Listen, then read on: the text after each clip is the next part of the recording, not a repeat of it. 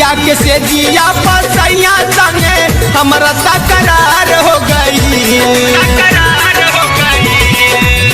रतिया के से जिया पसैया संगे हमरा तकरार हो गई। रतिया के से जिया पसैया संगे हमरा तकरार हो गई। एनन दो भैया तोहर अस चोट मारल की उठल बैठल गार हो गई। एनन दो भैया तोहर अस चोट मारल की उठल बैठल गार हो गई। उठल बैठल गार हो गई।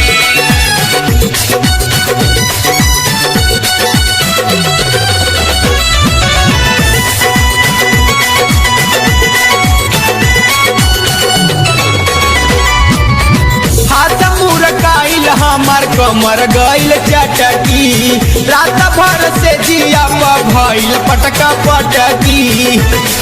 अरे माये बड़ा पिराता हाथ मुर गईल हमार कमर गईल चटकी रात भर से जिया भइल पटका पटकी। फाट गईल साया ब्लाउज हमार सड़िया बेकार हो गई। एनन दो भैया तोहर अस चोट मारल की उठल बैठल गार हो गई। एनन दो भैया तोहर अस चोट मारल की उठल बैठल गार हो गई। उठल बैठल गार हो गई। उठल बैठल गार हो गई।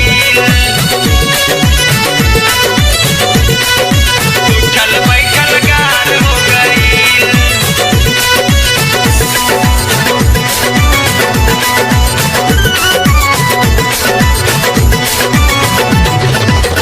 बात नाही मनले को कैले बरियारी सजिया से देह हमार भइल बाटे भारी। का करी बड़ा बदमाश करे दर्द ना बुझले हमार। बात नाही मनले को कैले बरियारी सजिया से देह हमार भइल बाटे भारी।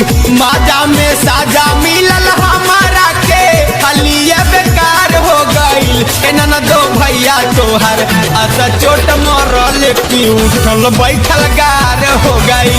एनन दो भैया तोहर अस चोट मारल की उठल बैठल गार हो गई।